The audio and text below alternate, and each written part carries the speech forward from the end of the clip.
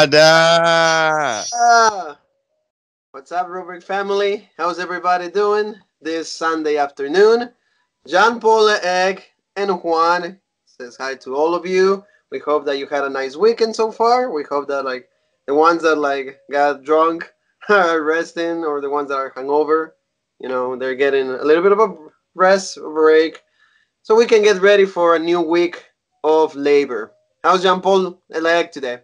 Pretty good. I was going to say you're talking about today being the day of rest. The Eagles don't play today, so that means all the Eagle fans should be watching our rope break video since they don't have the Eagles game to watch. I really hope that you guys do that. Please, there's a bye week for the Eagles, so please, all the people that follow us from Pennsylvania, Philadelphia, all those towns near Philadelphia, please watch the show because we have a great discussion because we're going to be covering everything that happened yesterday evening at AEW's Full Gear. Jean Paul Eck, in your own words, what do you think about the whole pay-per-view?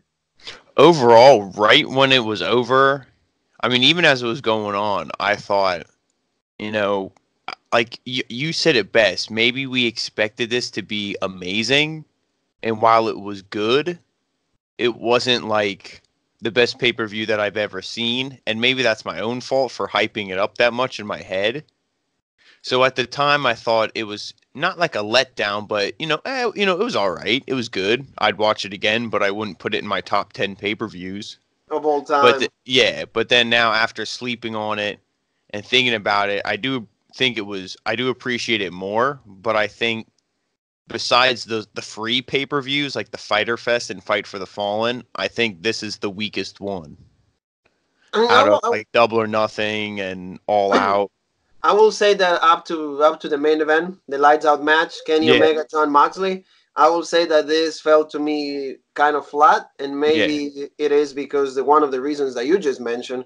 Because for us, we created the roof really high when it comes to them.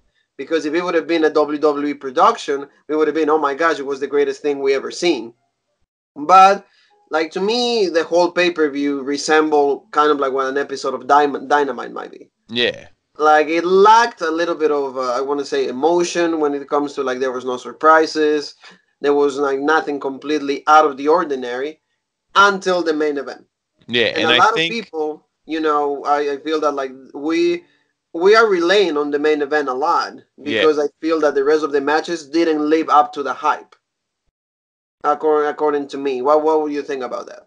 Yeah, I mean, I think what you said about everything being like the same, like an episode of Dynamite. One of my criticisms of Dynamite is that they don't really do much besides put on matches. They don't build storylines through video packages, and we don't get to know these people.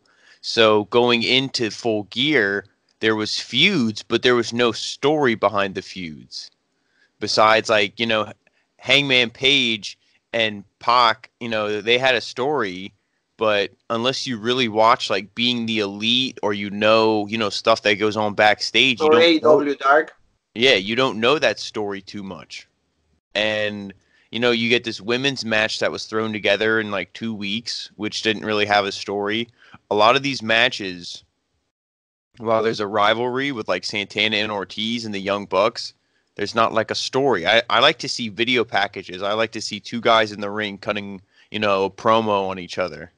That's the stuff I like to see that helps build the feud.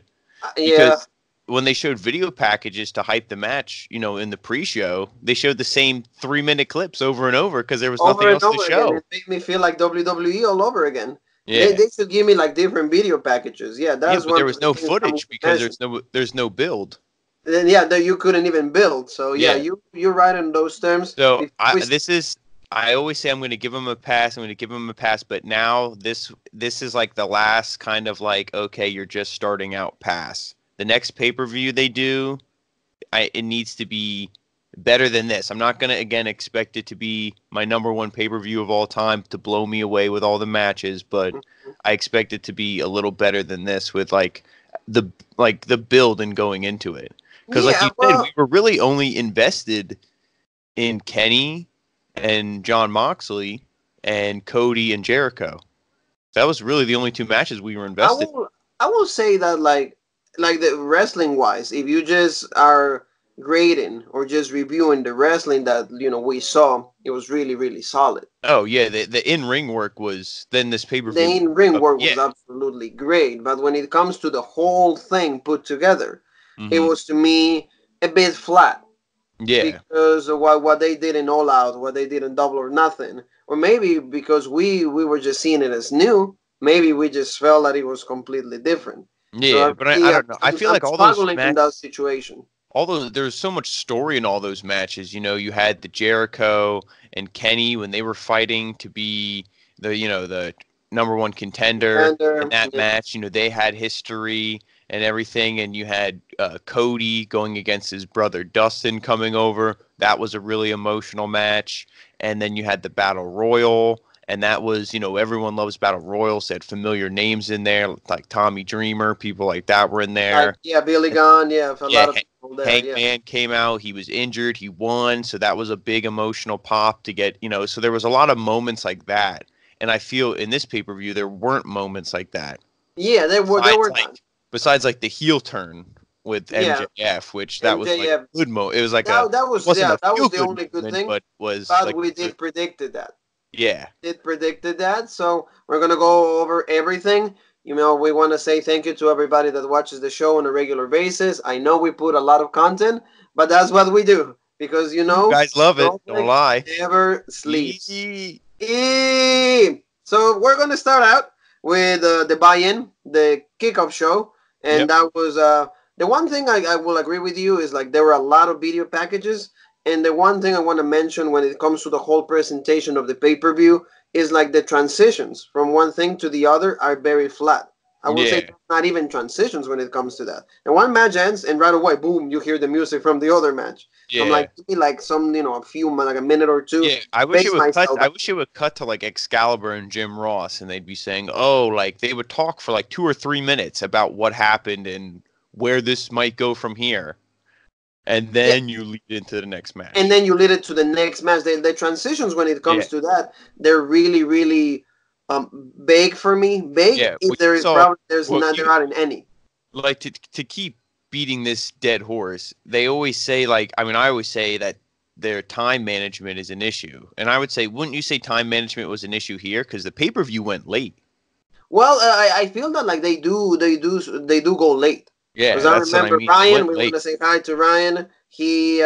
Got out the He's goat. not able to be with us today because like he's tired. So we want to say hi to him. But he was watching with us and he said that they go late and they did because they finished at what 11:45. Yeah. It was like 3 hours 45 minutes and include the buy-in. It was like 4 hours for the whole pay-per-view. The one thing, like you said, the time management it comes with the flow though. Hmm. From match to match, how you transition, how do you let the crowd rest or like Yeah, you there know was definitely. I would say there was some matches absorb on the match. here. There was some matches on here to go to the time management. You don't need to have them on here, or you could have had. Which I don't want to say this because I love both of the guys. You could have had Joey Janela and Sean Spears be on the pre-show and Yeah, have that end in a fuck finish and keep that feud going because the way that it ended, like you don't even know if the feud's going to continue. And we'll talk about that when we get there. But I feel you could have had more on the buy-in and then less on the main show, and then people wouldn't have had to rush through certain matches, and some matches are long, and that I feel is a lot of times. I want to agree with you on that because there's a lot of matches, and on top of that, like by the time you get to the main event, you were either falling asleep or like you just wanted the pay-per-view to be over. Yeah, I mean, At least it felt for us like that. Maybe we were just because we were playing the game, we were doing a lot more content for you guys. We did previews and predictions, so I feel that maybe that was the reason that we kind of like we were like this needs to be over. I yeah, remember Ryan. Ryan just went and like as soon as like Moxley pinned done. Omega, he goes, "Thank you, done." And that was the first two words Yeah. that came out of his mouth. Thank you, done. Boom. So yeah, I will say maybe the time management. We'll see. We're gonna get through everything. So I want to say hi also to my friend Lucho from Ecuador. He's always sharing our videos. So let's get to it, Mr. Jampo. So let's start us out with buy-in. Besides the video packages, we had a match. Dr. Britt Baker against Bea Priestley. So, how your thoughts about that match? I liked what they showed them going back and forth in the interview sections during the buy-in. I wish we would have seen that during Dynamite. I feel like that would have been an appropriate time to show that to like build the feud before this match because it was just kind of announced. Like we knew these two women were feuding, but there was no real story behind it. Yeah, You know what I yeah. mean? But I mean, like if you've been overall, watching Dynamite constantly or the pay-per-views or the whole yeah, AEW, you will understand. But if you're like a brand new viewer, you wouldn't even know why they're fighting for. yeah. I mean, like overall, the match it was okay. I hope it's not the end of the feud. It was definitely one of the weaker ones on the whole show. That's probably why they put it in the buy-in. I don't know if it's who you want to blame. I think if you're going to blame anybody, it's Britt Baker. She's not, I think, on the level we all thought she was for like in-ring talent-wise. Like she's good, but she's not like ready to lead the division yet. Mm-hmm. And there was a Yeah. couple spots that, wouldn't you say, that looked like they were waiting for moves. Like it didn't, they don't have a good flow. Oh, yeah, yeah. The Just flow to- with that match was, I want to say, like from the transition from one move to the other, you could Yeah, feel that there was like those 2 3 seconds that you were waiting for yeah, the next sequence to yeah. come. You know, like the sequences when it comes to that, there was no flow. Like you really felt that you had to wait for her to like And start also, something. lockjaw, 1, 2. Yes, Come on, yes. Like come that's the on. one thing that they need to improve. When they apply a submission hold, at least keep the hold going for like a good minute or 30 seconds. Hmm. You know, don't just start tapping as soon as like you put the hold. Yeah, look at all the times like Kurt Angle put people in the ankle lock, and he had that on in like a WrestleMania SummerSlam match, and it's there crawling 10, 15 seconds. Jim Ross is screaming, and then they Oh my finally God, get he's to the gonna break ropes, the and it's ankle. so dramatic. How Yes. dramatic! Now you prepare the fans as soon as you hit a submission, It should be. It it's should done. be that. Yeah, and There's no. Oh, are they gonna tap? Are they gonna tap? It's you. Oh, they're gonna tap in 2 seconds, like always. that's something that it really And, resembles from yeah, WWE, and I don't like that. and to me, you only do that if you're going against a jobber. Yeah, And B yeah, Priestley isn't a jobber, yeah. Oh so yeah. the reason why they did that, I don't know. And then they make her also the victim of Brandy Rhodes and Awesome Kong. That Awesome debut. Kong and Brandy Rhodes make. I don't want to say that they debuted, but they come out, and then this new Yeah, their duet, new the gimmick new debut. gimmick, new duet that they have, and Awesome Kong attack via Priestley, and then Brandy got a piece of her hair. Yeah, they cut off a piece of her hair. She looks almost like Native American or something. Yeah, Kind of has like feathers and stuff, and almost yeah. like scalping, how like Native Americans used to do. So, I mean, like I would have rather seen them come out in the women's championship match. That would have been more, that would have But been more sense because so yeah, far she's attacked two heels. yeah, So I don't know what the situation is. Either I'm thinking that she's gonna make me create a ministry like the Undertaker used to do, and make okay. everybody like No, turn I and mean that follow if her. I see Bea Priestley teamed up with them next week and they, recruit someone else, I mean that would be pretty badass. But we'll see. It will be pretty nice, but don't do Yeah. it that way. I mean, to me, I don't know why you attack heels. But that's what I mean. They could attack the heel, and then when they cut their hair off and something, then they like join up with them. So then it's like a group of heels. Yeah, well, I that's don't what I know. mean. I don't know how they would book it, but something. Yeah. Yeah, hopefully they do something a little better. But like you said, the match was really, I would say, decent at moments, but the flow of it really felt Yeah. like I mean, not really I definitely like don't a want to match see that will these. get me, excited Yeah. for what's to come. I definitely don't want to see these two go against each other in the next couple weeks. But I think you can build something down the line because I would like to see them again. But like I said, Britt Baker I think has to get a little better and flow in the ring because Bea Priestley, from what I've seen of her in other promotions and stuff like in Stardom, she's great. So Yeah, yeah, I like think it's what more they just need the to do when chemistry it comes to between the that two. is like have more be more regular on the Yeah, show. yeah, Like have more matches throughout the weeks because the only way you're gonna get better is you keep practicing. You keep improving your craft and everything. hmm So I think it was a decent match. Via Dr. Britt Baker gets the win. Adam Cole will be very excited. He will be very happy. So then we had the beginning of the show. Yep. Full Gear started up, and we started out hot. Tag team match. Proud and Powerful. powerful. Yeah, proud and powerful. LAX for Ryan. I'll shout out. LAX for Ryan. So LAX for Ryan, Santana and Ortiz against the Young Bucks. A match for me. It started out pretty good. Back and forth. There was really good moments from the Young Bucks. A lot of springboard moves. Also LAX acting like heels, of course. There was a Yeah. moment that Nick Jackson, he seemed to be injured. He missed Oh a yeah. kick. He tried to do a springboard move, and when he landed the foot, it seemed like he was injured. And then actually he kicked. He was supposed to kick, I think, Ortiz, and then he missed, and he ended up kicking the pole. Yeah. They So from definitely there, sold that's the where the injury storyline angle. became about the whole thing for the match. And the one spot that I really popped for is when Santana and Ortiz. Do you remember when they locked them up? It was like that Boston Crab, Yeah, Boston whatever. Crab. Yeah, Yeah, and he had like the gory special, the Gory camel clutch special. or whatever. Yeah, Yeah, like all that of was them. badass.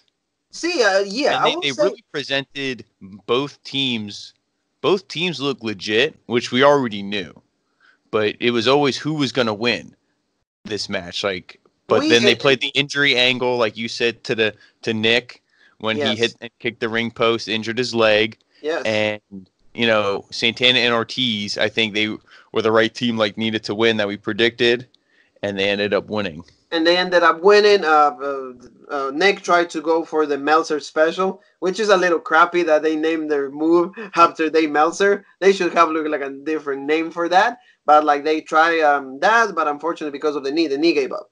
Yeah, So that's why they couldn't do it. And again, at the end of the day, Santana and Ortiz they beat him with their move, springboard move from the yeah, the top street rope. sweeper.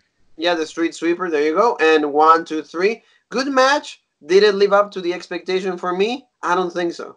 I was thinking a little more because of what we've seen from the Lucha Bros with the Yeah, Young Bucks, what I we've seen think. from Private Party. Yeah, I think the problem here is we're used to seeing the Lucha Bros in like not like some kind of gimmick match where it's a ladder match or there's some kind of stipulation involved. Where this was just 2-on-2, nothing was really going on. Like they didn't bring in no chairs or nothing crazy like that. So I think maybe that is something we were because the Lucha Bros they had that ladder match and that match was great. And That see, match that was match right. stole the show. Yeah. Yeah, but that's when you add ladders, that's a whole new dynamic. You need to add toys. That's what Yeah, so that's maybe the that's what thing. it was. You needed to add some toys into the mix. But yeah, I feel that like the But match was obviously, these two are gonna feud again. This feud hopefully isn't even done. Hopefully, this is just the beginning. And so we're gonna see them again, and I think their matches will just get better. It was a good match to start the show, but like you said, there was that missing piece, which I think that just comes from what we just talked about, how the match they had before with a different team was better. So it's like this is a step down, but I think it's a yes, step it felt like a down step down for me. just Absolutely, just I did just feel to that. step back up in the future. I think they'll get there, but the thing I didn't like was the ending. Oh The yeah. Rock and Roll Express Well, like there freaking was some squash. interaction for a tag team that Mr. Leeg absolutely loves. He appreciates the Rock and Roll Express. Where is it? There, like they came out and they had a little bit of interaction with the team. There it is. Show is up. That's right. The Rock and Roll Express. Yeah, Ricky Morton. There you go. There you go. There's the Rock and Roll Express. They had like an interaction with Santana and Ortiz, and they actually went into the ring and he performed a Canadian Destroyer Yeah, and a suicide dive too, in a didn't he? suicide dive. So for Ryan, he didn't like that because he feels that they're burying the team, a team that's supposed to be built as like extremely legit. Because even Sammy Guevara came out to celebrate with Santana and Ortiz, and that's when they had the interaction with the Rock and Roll Express. What do Yeah. you feel? Did you like that, or like? At the time, I was like, "This is bullshit," because I thought the same thing. You're squashing these guys, but you got to think like from an old school perspective. You're watching old school wrestling. You see some punk heel come in, beat up the old veteran who everybody loves. Don't you love to see that veteran come in and get his revenge? Oh Like yeah, like yeah, that's what I mean. For me, it felt okay. they power bombed Ricky Morton off the stage. On Dynamite. What was that? 2 weeks ago? It was 2 weeks ago. Weeks Yeah, ago. So yes, now they get, they like get their revenge. yeah, like AJ Styles said when Undisputed Era attacked them, and they got their revenge. That's what you call a receipt. Yeah, They that's own what a you call the receipt. receipt. I like that. So Yeah. they got the receipt because I really feel like it was nice to see the Canadian Destroyer. Although, of course, No, yeah, like you Santana said, had to do the yeah, whole effort to make yeah, that happen. yeah. But the The Suicide one Dive came perceived out of you okay. does all the work. The Suicide Dive came out okay, so it was nice. And it's a feel good moment. That's what kind of maybe in this pay per view per se we kind of lacked a little bit. But like that was one of the feel good moments for the people. The crowd was popping. Oh Everybody yeah, was extremely excited. So I mean, the heels of course got their receipt. yeah, Do and I like think that there's gonna be more at the end of interactions? the Probably not. day, like we always say, at the end of the day, AEW only cares about your wins and loss records. So on the page, Santana and Ortiz won, so that's all that matters. You know what I That's all mean? that matters. And Yeah. it was a good match for what it was. Mm-hmm. Maybe like you said, maybe the next match they add another stipulation when there's more props involved. When there's Oh more yeah. things, more toys, then it will be a little better. I'd like to see like a steel cage match. Still, yeah, that's something that we You know, haven't that seen would in be legit. AEW. That will be a steel cage. Maybe like chairs, Mm-hmm. like a Singapore match, something that it will Oh be yeah. different. So, moving forward, Mister Leck, what do we have? Again, Adam Hangman Page versus Pac. Pack the Bastard against Adam Hangman Page. Here, Mister Leck predicted a heel turn, which did not come. No, I said if you're going to do it, I didn't. I don't. I only said that there was rumors of a heel turn. I think this guy needs to stay babyface. He needs to be like a John Cena. He needs to just stay babyface. I, I I think that like yeah, he I needs to mean, be as maybe a a face heel something else. turn if the story's there, but there's no story. People are saying, "Oh, it's because he lost the championship match against Jericho, and then And then Pac he lost to beat him, Pack. And and then he then." lost to But Pack. that doesn't result in a heel turn. I need a story, that turns him into a heel, not just a couple losses. Because Kenny lost how many times? Yeah, Why did well, he it is turn heel? true. It is true. But like both of them came out. Big pop for Adam Hanman Page. Pack the Bastard, strong heel. Match started back and forth outside of the ring. Pack, of course, going with springboard moves. Also, Hanman Page like that. So, big strikes. No, the match was to me pretty solid, but it's something that we've seen before. I didn't see any new elements. Although at some points of the match you could see like the Adam Hanman Page's back, he had a lot of bruises from what the match was like for everything that took place there. So Yeah, that and was nice. what was the spot? Did Page hit the brainbuster on Pac on the chair, or was Yes, Pac yes, hit that was on? it. It was Pac. Pac Okay, hit the brainbuster on and that's how you got like the whole bruises in yeah. his back. So it was nice. I really feel that was the There main was the main lots of good spot. spots like that. Like these guys, because their feud, even though they didn't go into it too much, was really intense. Both these guys, when they cut a promo, they said, "I'm gonna beat the shit out of this guy," and that was Cowboy done shit. and done. Yep. Yeah, Dude, cowboy. when I wear that shit, when I buy that John Paula shirt, you'll Egg see it. wants the shirt You'll that see it. says cowboy shit. So please, AEW management, AEW marketing department, please develop a shirt that says No, I think it does. cowboy They shit. have one. So if they do, then please, Mr. Egg, buy it. I Buy it. I So wait. I got wrestling tees have a the sale. one Then I'll thing buy I it. want to bring about this match is Mr. Egg. I want to see your thoughts about. You told me the dead eye. It Mm-hmm. looked really flat for you because at Yeah. the end of the match, well, the one thing, let me just say two things. Pac missed the Black Arrow, didn't even hit that, and he couldn't even lock the Rings of Saturn or the Yep. Brutalize. So that's for me, if you're gonna create a story, a match through these things, you need to have your moves also in the match, Yeah. not just miss them. Hit them. But I think they didn't hit the Black Arrow because if he hits the Black Arrow and then goes into the Brutalizer, it's done. That's like Kenny's one winged angel.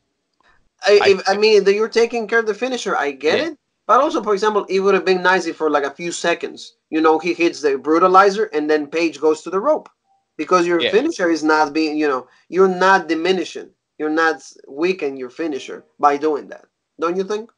Yeah, I mean, you could have did a spot or something where he hits the Black Arrow, but there was a chair in the ring from something, and Hangman pulls the chair on top of himself, so like, or he throws it up and it hits him midair, but he still hits Hangman anyway. So it's like, oh, he's also hurt, and it takes him a long time to make the cover. You can work a way around it that you he can still work hits ways the around move. it. That's what I Yeah, mean. I understand what you're But saying. I want you to elaborate on this situation. The dead eye for you felt really flat. Yeah, well, he hit it. There's a couple times, and the main concern is you should protect the head. So I'd rather have the move look bad and you protect the wrestler than make it look legit and kill the guy. Yes. So I do agree with that. I'd rather have it look like, oh, he didn't even come close to hitting the mat.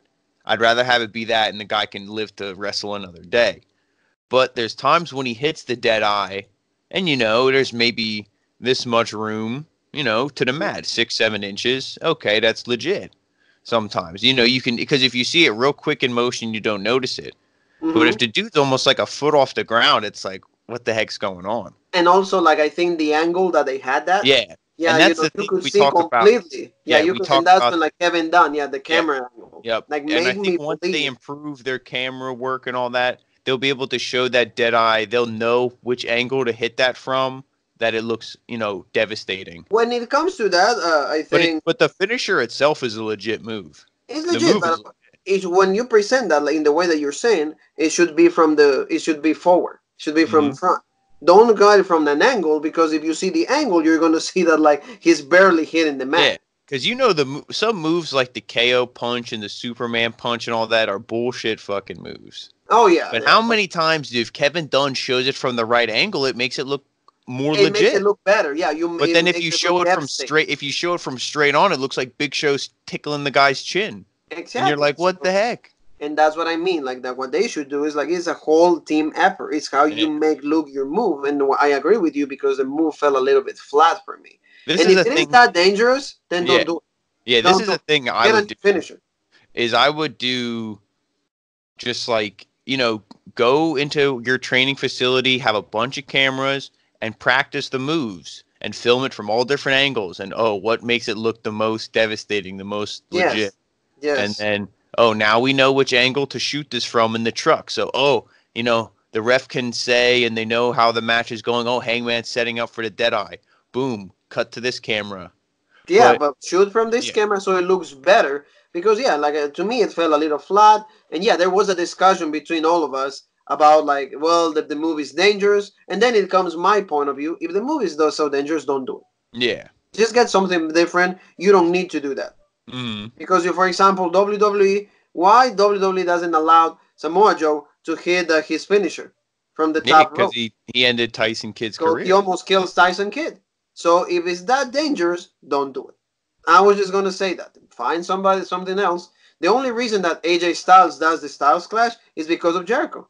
Because Jericho went to Vince McMahon and he says the move is dangerous, but he knows how to hit it in a way that nobody will ever get hurt. So please let him do it. And that's why he kept it. Yep. So to me, that's the one discussion, like you said.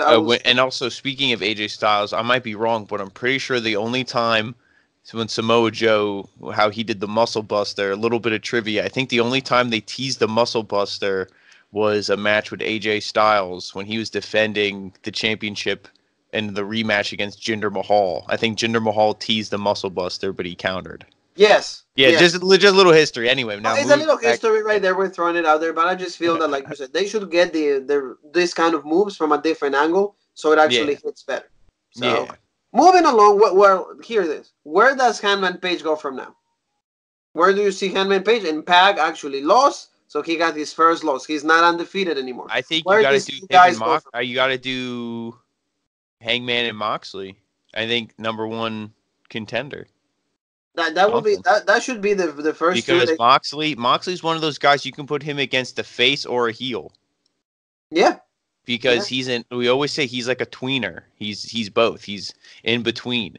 He's good doing both. He enjoys doing both. So if you put him in a match against Hangman, Hangman could stay face in this match and Moxley will be the heel. Yeah. And I think, I don't know what you do if you have Moxley go over and he goes against Jericho or what that story is, but I think he's definitely moving his way back up. Or you can do Hangman in a program against Shawn Spears. That would be nice too. We'll see. I will say Pac should go back to revisit maybe Omega. Because, like, for example, AEW does not have that many faces, though.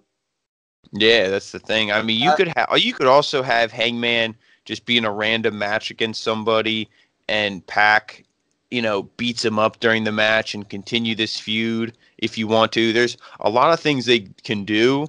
To me, whatever they do, as long as the story is told and it makes sense, then I'm all right with it. But you need to keep adding some more Yeah, stipulations there because needs. we've seen Yeah, this already twice.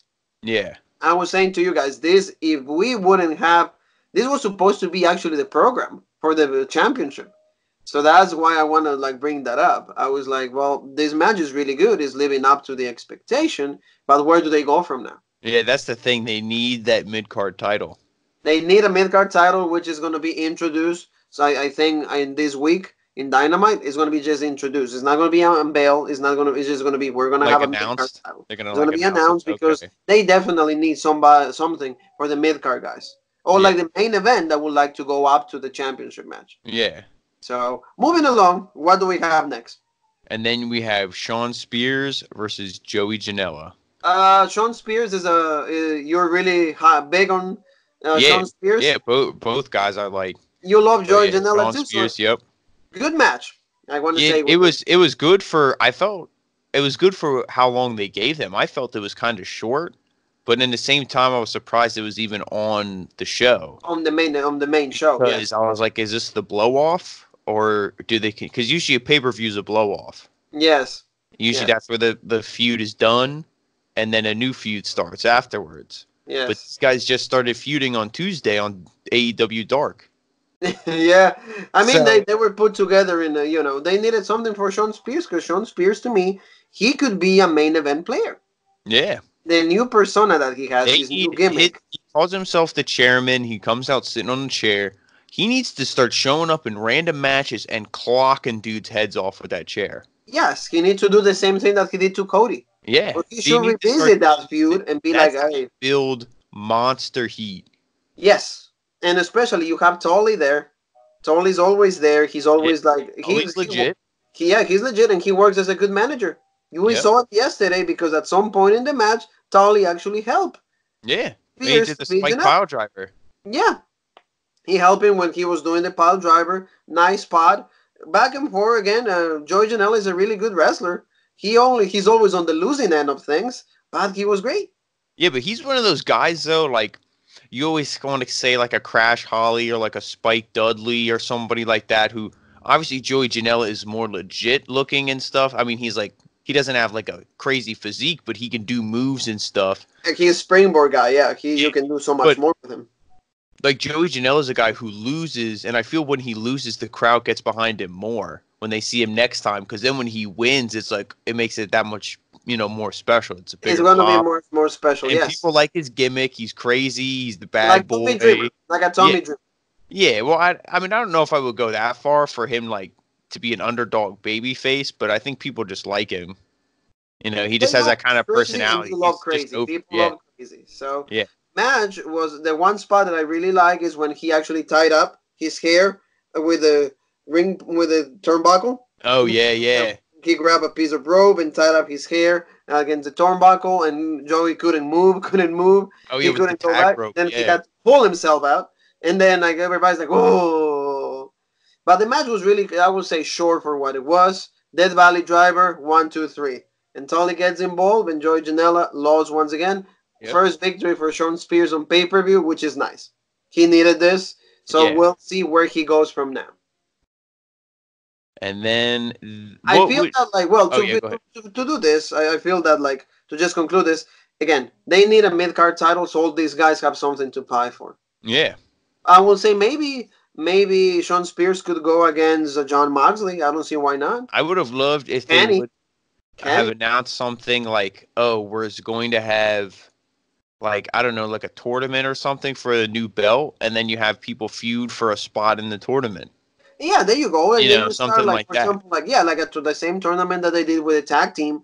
Then they could have done the same thing. Which For example, I hope they do a tournament because there's not too many guys that stick out to be like, oh, this should be the mid card, the guy for for a mid card title. Yeah. yeah, to be But for like example, in like the number one you contendership. can So I have think a tournament. you could have even Janela. You can have Spears. You could have Page in this. You could have Pac. You could have Moxley. You even Omega. You Yeah, could that's have what I mean. There's so many guys that you need to do a tournament because I feel if they do like a battle royal, I don't like battle royals to decide a champion. No, not really. Darby Allin is there. Havoc. Yeah. And Yep. let's make a pause here. I have a report for you. I want your comments on this. There was a comment that there was a report that came out yesterday night about Excalibur choking Jimmy Havoc to the point that he almost passes out. They had a fight on Thursday in Baltimore because they were at I think it was at the restaurant of one of the wrestlers, and Jimmy Havoc was kind of annoyed against Excalibur for some comments, and Jimmy Havoc went against Excalibur, and they exchanged punches, but at the end, Excalibur put him in a chokehold, and that was it. I So the mean that's guy that can that's actually badass. wrestle, but it's really bad on Jimmy Havoc's end because actually he wanted the police came, they tried to separate both of them, like a WWE fashion. Mhm. The thing is done, and then Jimmy Havoc goes after for more, and then Well, that Excalibur put him in the chokehold again. I mean that's one of those things where I feel like that doesn't surprise me just from the little bit I know about Jimmy Havoc, what I've seen on social media and stuff, but you don't know if he's upset with being in these roles and then like losing all the time. If he's thinking, "Fuck it, I'll just do what I want because I don't care." Well, that's If the thing, like like you I said. don't know, like maybe he's gonna go back to wrestling indies and the UK or whatever, or Well, all that's the over thing. Like, I Japan. really feel that, like, what we said in the previous prediction is like you have such an amount of guys. What do you do with all of them? Yep. Because you still have Jimmy Havoc, you have Darby Allin, you have Guevara. We know that you're not high on Guevara, but Well, maybe I'm not you hiring him because they don't do nothing with him. exactly. But there you go. That's the thing. They don't do anything with him. That's why they need to introduce a title, so all these guys have a reason to fight for. So I just Exactly. wanted to throw that there. So anyway, next match. Then we have the AEW Tag Team Championship match, SCU and the Lucha Bros and Private Party. And Okay. all I want to say is what did I say in the predictions? The They winner put. of that match on Dynamite is just Yep. going to be the team to take the pinfall. Yep. Yeah, And and that's what happened. who took And the that's pinfall? exactly what happened. They only put Private Party there to take the pin. The match was good, but that's what I mean. I'm not gonna say it was great. The match Hmm. to me was good. Yeah. The Lucha Bros, SCU, and even Private Party themselves, I think they can do a lot better. Yeah, especially I would say like especially early on in this match, it was like it wasn't smooth. And you Yeah, it was a little don't choppy at some points. and Yeah, it was sloppy. I'm not gonna keep giving them a pass where people say, "Oh, this is their first pay-per-view," or some of these guys never wrestled in front of this many thousands of people. If you're signed to AEW for big money, hey, you need to go out there and do your job. I know anybody can botch at any time, but come on. You At know, some spots they were a little like they were a yeah, little very choppy. They were very choppy, and I think the match itself, I was thinking something a lot better. And for me, it was just a regular tag team match. Oh yeah, it's a three-way dance. Yeah, we saw a lot of springboard moves. We saw a lot of interaction between Kazarian, Penta, Cero Miedo, Phoenix. Phoenix, out of all of them, is the best wrestler though. I oh want yeah, to say Phoenix is 3 or 4 notches way up than everybody else. Even from Penta, I will say Phoenix hits everything with such a smoothness. The hmm flow of the things that he does is so much different than everybody else. Although Private Party put a good effort, I will say that yeah. it was a good effort on their end. I did see a tweet after this match on Twitter later in the night. Just somebody AEW actually retweeted it. It's all it said was, "I'm glad this wasn't the Dark Order." Oh, yeah, there you go. Because So see, so yeah, they would have lost once again. yeah. Yeah, Because what happened after the match? Pentagon and Phoenix started beating up SCU. They go to well, set up for the package. Well, SEU retained the title. Yeah. SEU Well, retained the title. yeah. Let's mention that they retained the title. 1, 2, 3. Of course, the Private Party took the pin, and then the Lucha Bros. Because see, what did we say? All three of us. Where's the Lucha Bros? Because Hmm. nobody came to stop the pin. Yeah. And Yeah, so they just set up their move, and it was like the Lucha Bros. It wasn't like they were immediately knocked out because they got knocked out. Then Private Party, Mark Quinn hit a 450 splash, kicked out, and then they hit Isaiah. Then After that, they hit Isaiah Cassidy with their finisher. Yes. So it was all this time the Lucha Bros were gone. And we're We're like, not, oh, they're going to break it up. They're going to and break that's it what up. we're And saying, that it feels like the game. It feels yeah. like the game because they were like forever, like, they didn't do anything. They were Yep. done. So that's the one reason I was like, oh, dude, this is like a little crappy for me. And of Yeah. course, after that, the Lucha Bros start beating them up, SCU, and then the lights go off, and boom, another Penta against Penta. But we knew who he was. Yep. We just knew who he was. He took his mask off. Fallen Angel Christopher Daniels is back. And that's the one thing I like. I said I would have almost liked to have seen Christopher Daniels come out and have SCU be heel and cheat and to win. But I think they really want to stay with the Lucha Bros being heel. To me, I'll love them no matter if they say they're heel, face, whatever. They're too exciting for me to boo. I love the Lucha, I love their designs with their masks, how they look. I love Lucha Libre, so That's your style. yeah, I'm going to cheer them no matter what.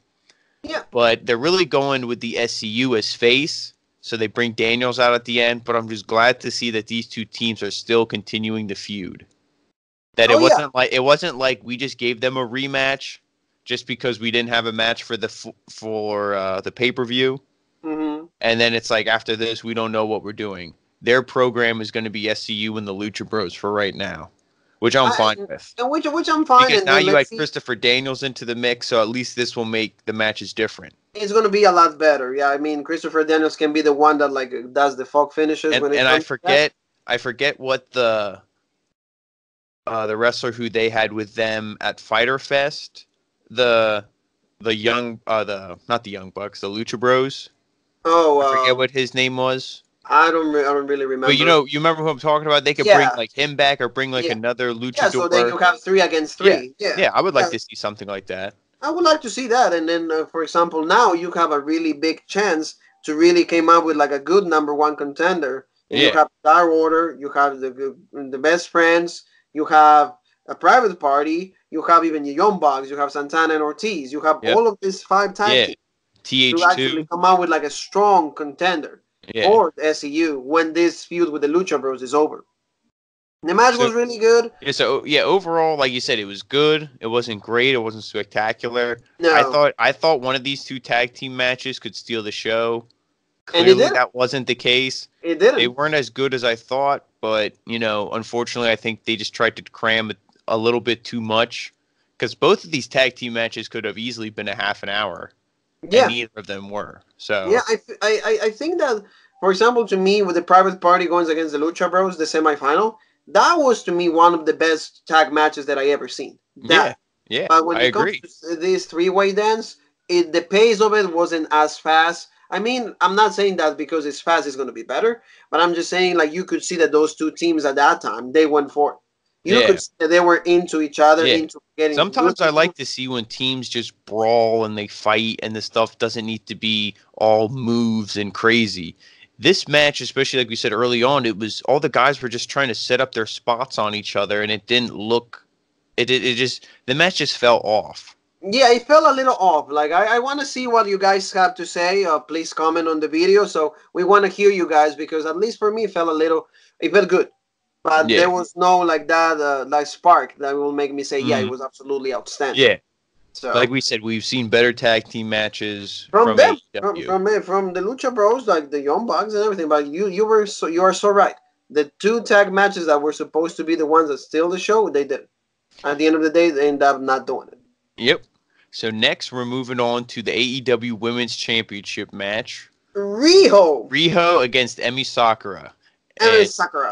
And Riho, she won against Emi Sakura with her famous patented roll-up. Yep. Finishing move, the roll-up. The finisher, yep. That's the most devastating move in sports entertainment right now. It's not even the people's elbow. It's not the spear by Roman Reigns. If you have a small package from Riho, it's done. It's done. You'll never kick out. There's no possible way. Match to me was a little flat. Yeah, it was definitely. The one negative I just want to say to you is that the women's for AEW have become like the bathroom break, and it hurts me to say that, but I think that they don't put on good matches or memorable matches that you could actually get behind Riho or Sakura. Yeah, it was one of those things where they didn't do enough to build. There was no build for any of the women's division. I keep saying that on my Dynamite reviews. You need to start building the women's division. I like to see matches, but if all I'm seeing is matches and there's no build, no story, there's no point. That's Yes. like that's like when we complain about WWE pay-per-views and we say you're just throwing random matches together with no story.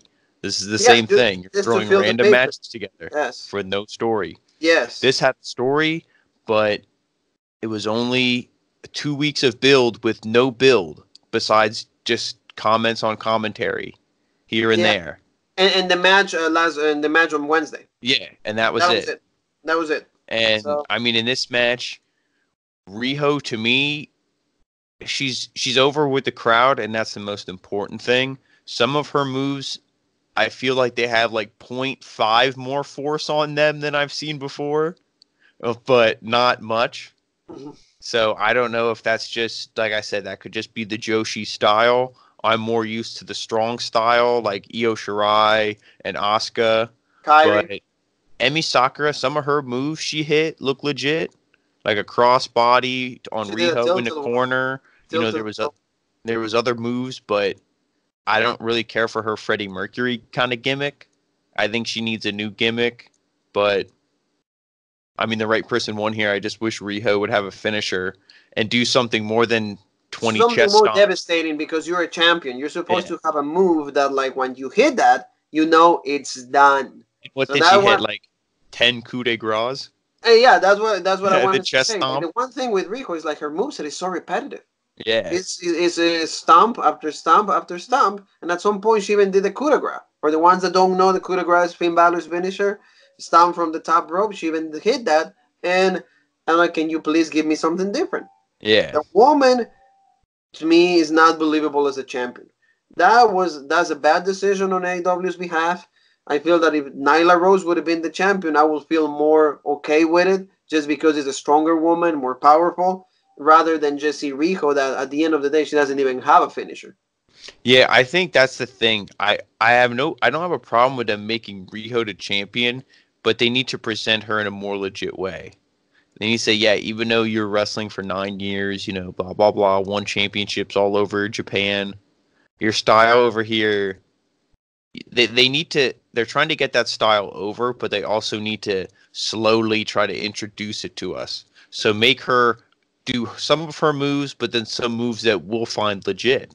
Yeah. Like mix the two styles. Oh yeah. Like, for example, like when you see the insane elbow, Yeah. you just know, okay, this is legit. Yeah. No man in the WWE that we've seen before hits an elbow like that. Yeah. I would Kyrie Sane as one of the most legit elbows of all time. Or Man, woman, don't matter. Asuka, hitting Yeah. her moves like in the armbar, the Asuka lock. Like, Yeah. she has, like, you can tell that there's strength and there's power when she hits those. And Shirai, the 619 is good. She applies one of the best moonsaults in Mm-hmm. the industry, and also her moveset is really believable.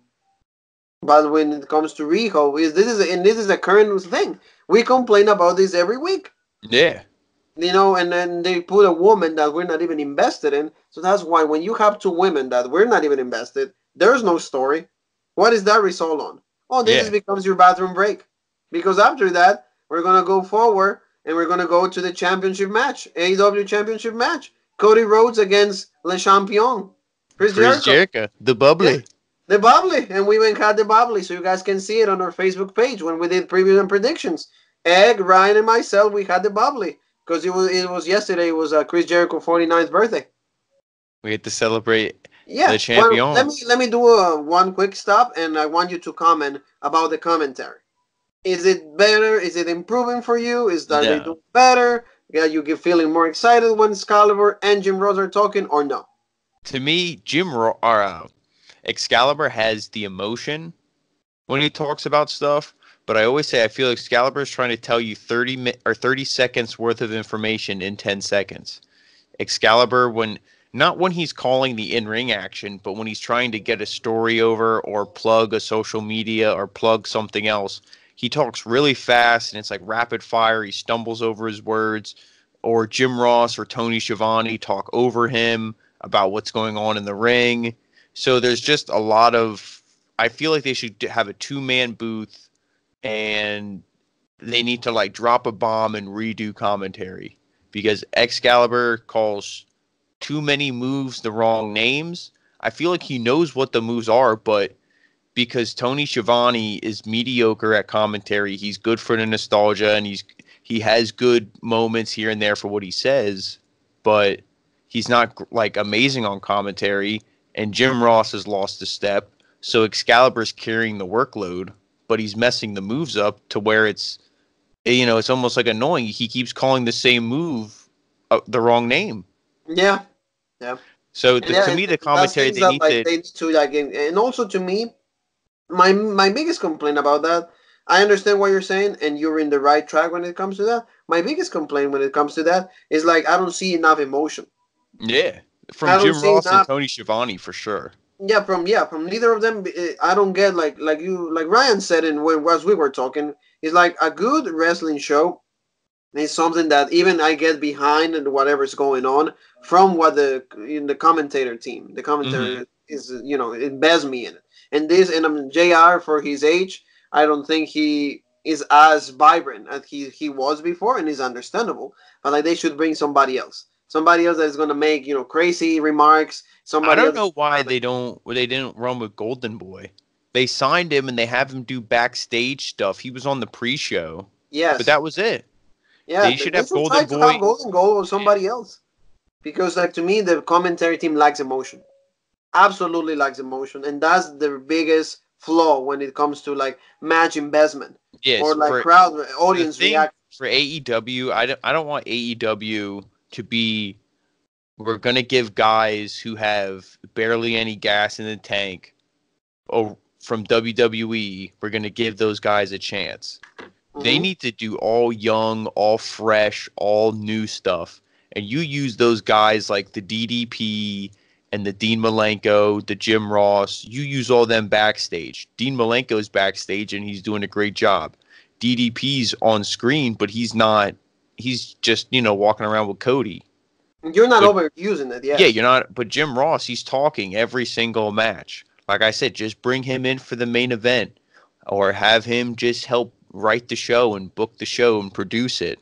There's so But many other things that you could do with JR, but like bring a newer face or somebody that is yeah, gonna be able and to Golden call. Boy would be perfect, but they have him slated for that backstage role. Hopefully not permanently, but Hopefully they realize that like the commentary team is really weak, yeah. because like I said, like is lacks a lot of emotion, and maybe a consequence from that is the fact that like by the time of the main event we were all of us in the point of like going to sleep.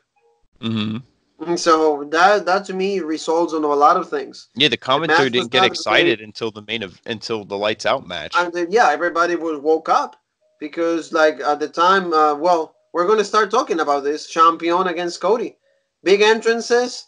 The match itself produced something in me. There were three judges: Arn Yep. Anderson, Dean Malenko, and the great Muda. And the match started. It was back and forth, but again, you gotta understand what you said before. Jericho, he goes at a slower pace now, so the match is very paceful. It doesn't go like at the speed that like you will say like two youngsters will go. Yeah. Two or three moves, and then you see Jericho pacing out outside of the ring. A lot of celebrations. Cody got busted open and doing a springboard move onto the outside. What are your thoughts about doctors coming out with gloves and cleaning Cody's wound? Did I you think like that? I didn't like it. I think that was all. That's how it is in modern day. They're a lot more safer with the blood and all that stuff. But I think that this match was definitely trying to give you that old school feel, and nobody would have came out with latex gloves on and a cotton ball to dab Dusty Rhodes' face. Yes. He would Yeah. have wrestled with half his blood running down his body. Mm-hmm. So I feel they shouldn't have done that. It was probably just, like I said, for the modern era and just to get more sympathy for Cody. To get, oh, look at him. He's going to continue fighting even though he's busted open and Jericho's cheering and, Jericho's an asshole and this and that. Celebrating. Yep. Yeah. Yep. So that's all I think that was. But I mean, I liked it though. I like seeing the color. It made the match, more legit.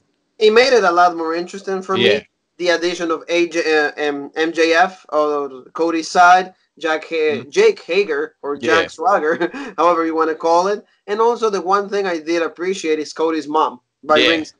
And if she even he got involved. She beat up Yep. Jericho. There was a few interactions between the two. So, see, they need to add those kind of elements to make a Yeah. match from Jericho, And more I watchable. think another thing too with the slow pace in this match, because how many times, and especially in old school wrestling, how I said I feel like this match tried to emulate that old school wrestling. These matches went 40 minutes. They went to the 60-minute time limit. I feel like these guys didn't go to Kenny Mega, Pac, Speed, going back and forth, going crazy, because one, Jericho can't do that. He, not for the length that they wanted this match to be, and two, they wanted to tease that this match could go the time limit. I feel that this match could go really long. Yeah, I feel like yeah. that's what they were setting it up for. They didn't want it to be that Cody beats him up in 15 minutes and wins, or Jericho cheats and wins in 5 minutes. They wanted to tease this thing that it was going to maybe go the distance. It was good. Yeah, they wanted to tease that. And again, Cody hits the crossroads, but Jericho kicks out. Yeah, Jericho that hits. that that was that was that was scary. I was like, oh man. That was the part that like Yep. the three of us were like, oh my gosh, like this is not gonna end like this. Unfortunately, Jericho kicks out. He hit the code breaker that we should be his Yep. main finisher. Unfortunately, it's not because the Judas effect for all three of us doesn't do absolutely anything. The way that he hits that is very lame. He's very slow and is not really What did believable. you It will think be of the spot devastating. when Cody or Jericho took off his weight belt and he was whipping Cody, and then Aubrey Edwards finally stopped him after like the fifth or sixth time? That's when, like, for example, that's the one thing that like it should be more clear when they talk about the ruling of the match. It should Yeah, be because I know that like AEW introduced this kind of ruling that is like at the refs yeah, discretion. discretion. And when it comes to that, I'm like, well, you let him use the belt like 5 times. Why, when he's about to hit the sixth time, it becomes something bad? It should be like right away, as soon as you saw a champion belt come out, you should have grabbed them from him. And he's like, no, no, no, I, you're not I, I using don't that. know why you couldn't have done something, and now I don't know exactly what Jake Hager was doing at that exact moment, if he was messing it up with MJF or what he was doing. Why couldn't Jake Hager have been jumped up on the ring screaming and the refs yelling, hey, get down, you can't be on the And then you ring? start And using then he starts and you whipping the shit start out. whipping the way with the belt. Yeah, Yeah. yeah, but like it Like, was like so done to our faces that is like we all thinking like, where's the DQ? yeah, and then Jim Ross is they're trying to sell it. Oh, nobody wants to see this match end in a DQ. Yeah, I didn't want to see fucking Hell in a Cell end in a DQ, but it did. It's because it's It's the the ruling. It's rules. like go. See, that's the If thing they that would I have made don't. this match an Extreme Rules match, then okay, They let's get need it to on. like once again do a little better when it comes to those things. Yeah, I don't really appreciate the fact that the refs discretion, because even in any professional sport, they're not even letting to have that anymore. yeah, You or know, have this match football. be a last man standing match or something. Yeah, and you know in football, like they analyze the play one more, Yeah, one after the other. Like they do it as many times as they're able to come out with like a decision, with a clear judgment. They're doing the same thing with soccer now. They have everything like to make the most fair decision. And to see just Jericho using the belt, that took away a little bit from me. yeah, but But eventually, then the main thing happened. yep. The main thing happened. Eventually, after he kicks out of the crossroads and whips him with his belt, he puts Cody in the Lion Tamer. The Lion Tamer. There's a difference because there's the Walls of Jericho with the single crab. It would be the Boston Crab. It's both legs. Single crab will be one, of course, and that's what Lance Storm's finisher. But now he put Cody in the Lion Tamer, which the neck is a little twisted, and that is why Yep. you guys cannot see me right now. But now you can, and that's why that's called the Lion Tamer, and that's And he one of the put him big in that things a for second you, time. Eki, And because Excalibur kept calling the Walls of Jericho yep. on all the Lion Tamers. So there's a difference between the two guys. So anyway, go ahead. And then, with puts him in that the second time. And as soon as they showed MJF with the towel, you knew it. It was done. You knew it, What yep. did we even say? This was the Bob Backlund, And Bob Backlund and Bret Bret Hart. Hart. Bret Hart. That was a Survivor Series. That Yep, was we were. Survivor Series '94, if I'm not mistaken. He Yep, said, Survivor Series '94. this is it, and he throws in the towel. Done. That was done, and And afterwards, you almost thought we even said, "Oh shit, is Cody gonna turn heel?" And we're like, "No, no, we don't want to see a babyface MJF go against the heel Cody. Like nobody wants to see that." And then Cody, he was upset, he was angry, but then he calmed down and he was like, "Yeah." MJF was crying, and he's like, "I know you're my friend. You're just looking out for me." And then, then uh, finally, heel turn. Boom! He turned on him. It was needed. It was yep, needed for low MJM's blow, kicked character. him, done. Low blow and done. And like you said, and also like they found the best way out for Cody, because Cody can always say, "Hey, I never gave Mhm. up. He threw the towel Yeah, for me." and So that's that the one way he can thing, like you actually said, challenge that's an out. for a championship match. That's an out which they can touch on in the future. I would like to say he needs to be in a mat. It needs to be where if he is vying for the title and he says, "Oh, I never lost. I was someone else threw in the towel for me." They shouldn't just be like, "Oh, you're right," and give him the opportunity. He should have to earn it, whether he goes through a gauntlet of guys or he has to win, against the champion himself or something. They need to make some kind of stipulation.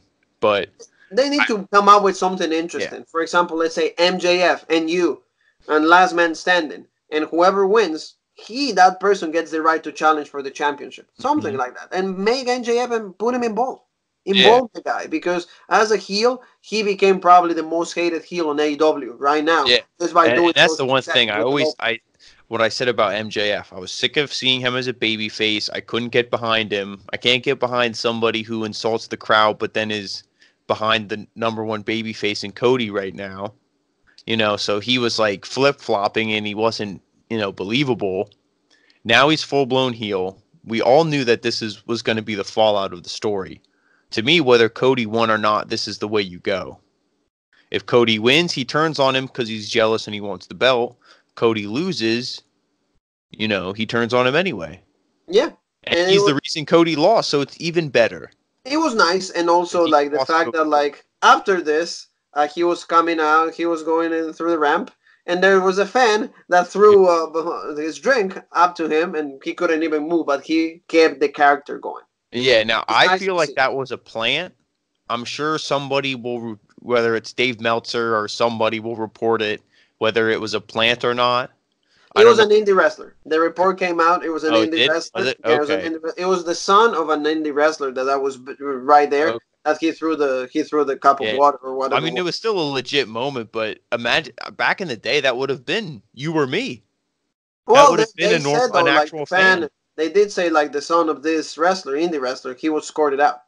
So it was semi work, semi legit. Oh, okay. Well, I Yeah. mean, of course you got to escort him out to make it look legit. So yeah. So it was semi. Like I said, is a mixture of both, but it was nice because Mhm. now we have MJF as the biggest heel or the Yeah, and most spicy heel on that's AEW. the program I really wanted to see was And that MJF that versus Cody. becomes see that becomes now a program that you're invested in because Yeah, how we started it. yeah. And the champion keeps the title. Everybody's happy. We all drank the bubbly. You Mhm. see the whole inner circle coming out, and they're all celebrating. Hager put him in on his shoulders. He's drinking. So Jericho keeps his title. Maybe for the man that won the main event, lights out match. What are your thoughts of this carnage that took place in the main event? Kenny Uh, Omega, John Moxley. I loved it. I thought it was great. It was definitely, like I said, I've been watching ECW lately, so it really gave me that vibe. It was definitely shown on a more clear level and a more polished look than ECW, but just the stuff and the carnage they did, and you got where he brought out all the broken glass, We had broken and glass. We yep, had and they mouse had their traps. and they had their famous the baseball bat and the broom wrapped in barbed wire, and when they were Wire, yeah. raking it across his face and slicing his back open, and I mean the match was it was insane. It wasn't even a Lived match; they were up to just the beating the that, shit that out of was the each match other. that actually lived up and went beyond the expectation to me. Yep. So, yeah, keep going, keep going. No, Yeah, I mean, yeah, no, keep going with your thoughts here. oh well, like I will say, I want to say, like I want to go along with the ECW thought. It was we saw things that we haven't seen for me in such a long time. When they Mhm. pull out the that table wrapping barbed wire, the B trigger onto the that I think it was like the scenery that had full gear. Oh When yeah, yeah, yeah, when they into the had the glass. B trigger Yeah. in the glass and went through the glass, Or he broken did a, glass I think he did a pile driver onto Moxley onto the trash can. onto the trash can. He did a pile driver. Moxley removing all the padding from the ring, Yeah, then the ending. exposing Yeah, just the wood, and then he did the dirty deeds or the paradigma, the paradigm shift. Yeah, the paradigm shift, or yeah, whatever it is called. To me, it will always be butterfly DDT. or the butterfly DDT for me because I love Mick Foley that much. But it lived up because those two guys went for it. There was no remorse. There was blood involved. Nobody stopped the blood. That was Mhm. nice. That was old school for me. Well, if they would have had somebody come out, that would have been against the thing because they said AEW doesn't. They're Is not not responsible. responsible for it. So that's what I like. They Mhm. kept it within the two guys. And I Even like the at some spot. point. Yeah, go ahead. I like the spot when the Young Bucks and Page came out, and then you almost thought that they were going to tell them, "Oh, like you, Kenny, you got to stop. This is too brutal." And then I think he whispers something, or he might have yelled it, but you couldn't really see what he said. And then they go away, and you think, "Oh, they're done." And then they Yeah, came out with that huge net of all what was like on boards, but yeah. all that barbed The wire was table, like a yeah, the big table net. just wrapped or like a net. It was just involved with barbed wire. That they had barbed wire on the side. So that And again, then when Moxley suplexed him into that, oh my duplexed him god! Like because I he said, that tried was to to me do that one was like with Angel. I think he was trying to do yeah, one with Angel, but he yep. countered. To To me me, that was like Sabu and Terry Funk or like in a Taz barbed and wire match. Taboo, the barbed wire. They Yeah. used Barbie, everything. These guys came out and they deliver to me a classic. That Oh my was god. to me by far is the best match that AEW has produced, and I tell you why because the story went along with the match. hmm The It was whole one of build those where up we were hyped. lived up to it. We were hyped before it on the last show, and when we didn't get it, yeah, we were upset. But we got it here, and like it still lived up to the hype. It lived up to the hype, and also the man that was supposed to win won the match. Yep. Because at the end, John Moxley wins the match with his butterfly DDT on a longer version because he actually lifts you up, and then he hits the Yep. boot. 1, 2, 3. Kenny Omega like absolutely outstanding the performance, Oh my absolutely god. outstanding. He Like I was said, able to move his arsenal, his craft to a more hardcore scenario. He came out great. yeah, The like guy, can you especially the mouse traps, uh that was nice. They did a suplex onto that, and of course, Kenny, all the mouse traps are coming open, and absolutely great. That yeah, to me, and then all like there's I mean there's so many spots like that we when Moxley remember when he brought out that little ice pick or that yeah, screwdriver or yeah, whatever the that was. And screwdriver, then and then yeah. And then so with the like broken glass, that's when he put him in the sharpshooter. And he had yeah, to crawl through it when he he was got still in to the sharpshooter. yeah, and he got to crawl and through the broken glass, and of course those two were probably busted open like big time. Their whole bodies is probably bruised Oh right now. yeah, especially just from raking all the barbed wire. That was probably what did the most damage. Yeah, but at the end of the day, that's what Moxley came to the AEW for. He Yep. wanted to be this version of himself. He needed to be this kind of guy, brutal, violent, hardcore, that doesn't care, doesn't give a damn about the result, as long as he's inflicting pain Yep. into his opponent. And Omega was able to go toe to toe with him in the same capacity. Well, you see So how legit that guy is when he showed his arm and all the boils and all the pus and stuff that was in there, and he said they'd drain it and he'd go out and wrestle. yes. So you know the guy's legit. Oh no, John Moxley or Dean Ambrose, however you want to call it, the guy just wanted to wrestle. He Yep. says, "I'm here to wrestle because my passion is being in that ring and entertain audiences with my craft." And you see that. And now we just got a classic from both. Probably he's always been a great wrestler in my eyes. Very hmm limited, but that was because of WWE's limitations. Now Oh we're yeah. seeing the real John Moxley or the real Dean Ambrose, if you want to call it, however want to use your WWE name. Kenny Omega takes the pin in this time, but because it was unsanctioned, it doesn't really hurt him as much. Mm-hmm. But at the end of the day, both men are going to be lifted up for the quality of the match that they had. Oh, absolutely. So you see, Kenny Omega is, to me, is the Johnny Gargano of AEW and any indie promotion. Kenny Omega puts the best match every time. Oh yeah, like I said, every time Kenny Omega's in an episode of Dynamite and I'm reviewing it, I always say he's the best wrestler on the planet. I will say that, and he showed you that here. And he's so adaptable. His level of being able to go to other things, other types of matches. He's not just the B trigger and see. He didn't even hit the one wing angel. No, they protect that move so much because they don't even give him like the chance for like Moxley to kick out. He countered it and then he hit the butterfly DDT. So exactly. I feel that match was the best match, and they give it enough time also. If you agree with that. Yeah. Oh, that's why we said like the only reason I almost want to watch it now because we were so tired by the time the main event came on. We were like, oh, like we were watching it and invested, but at the same time we were like, is this going to end?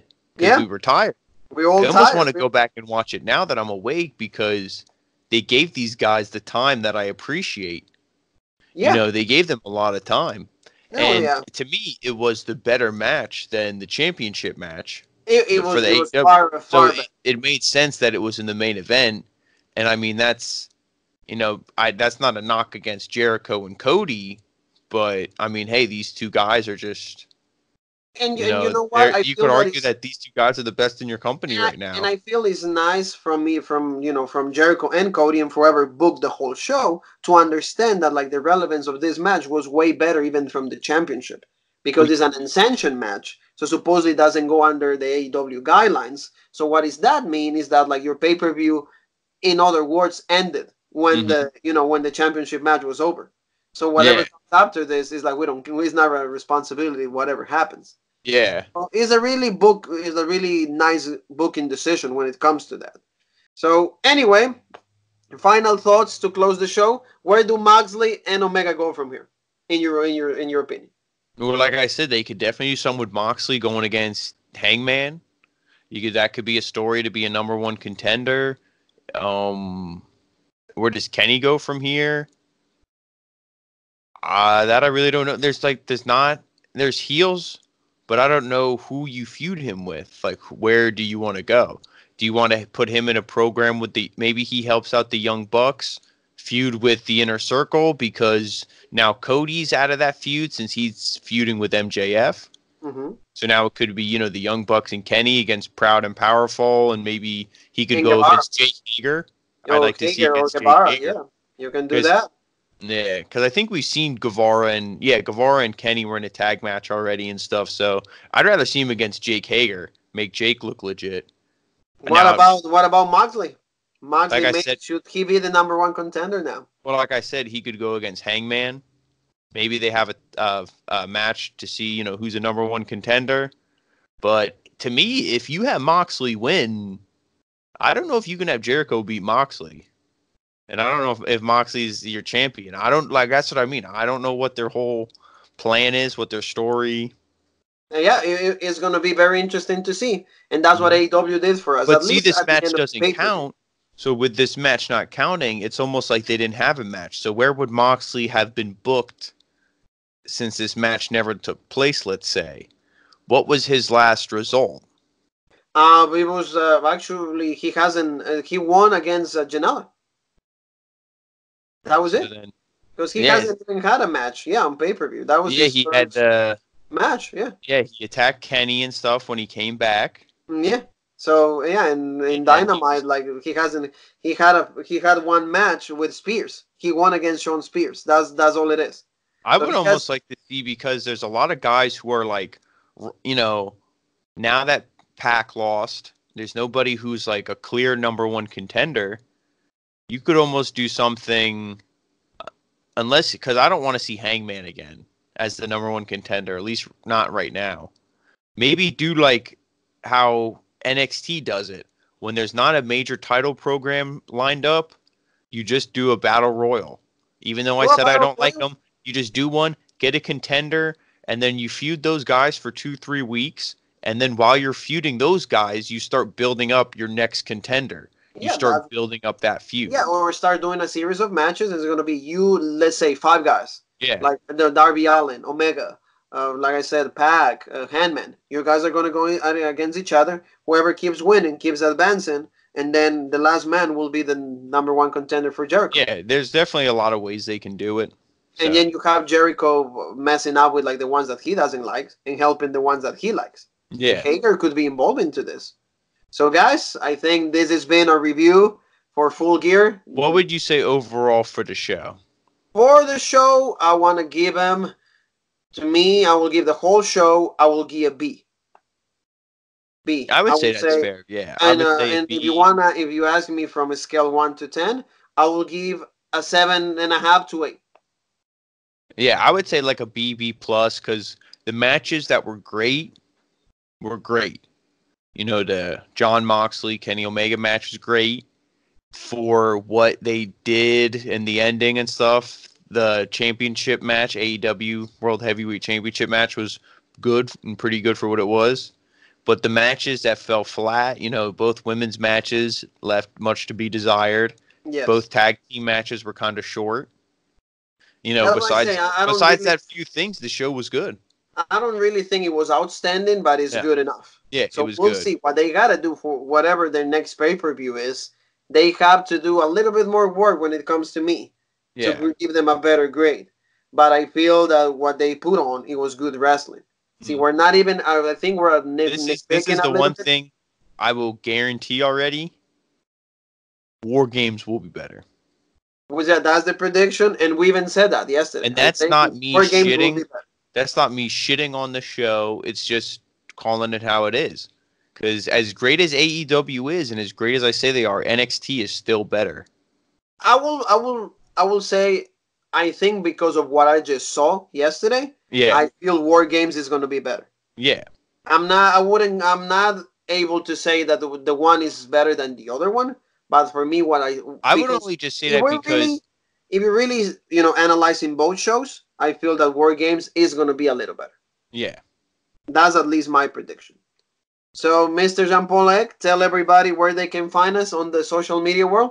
We're all over YouTube, you know that, and we got a big following on Facebook, so we'll post a link. Check us out there. We're also on Twitter, and at some point, we're going to get other social medias going, and we'll have all that linked in the description. Keep creating. We have Facebook. You can look us on the Road Break. You can, for Twitter, we have the OG Road Break. And here, the original Road Break. We are here 24/7. We're always reviewing shows. We have tomorrow. Ryan will be with you guys reviewing Monday Night Raw. Oh, speaking of that, I heard from people who were over in Manchester. They said if you thought Smackdown was bad, they said get ready for Monday Night Raw. And that's what we're only saying. We're not even going to spoil anything because Ryan is going to be in charge of talking about everything that took place for Monday Night Raw. Mr. Leegg, myself, we might come back for Dynamite. If not, it will be just Jean-Paul Leegg. And we have an even busier week than this week because we have all shows, and then we have War Games on Saturday and Survivor Series on Sunday. So we have a lot of work because remember, at the end of the day, Road Break never stops. So guys, I want to thank you on behalf of Jean-Paul Leegg for checking us out. I hope everybody has a great weekend and even a better or a greater week starting out on Monday. So Jean-Paul, have a great evening. Yep, you too. It's always a pleasure. It's always a pleasure.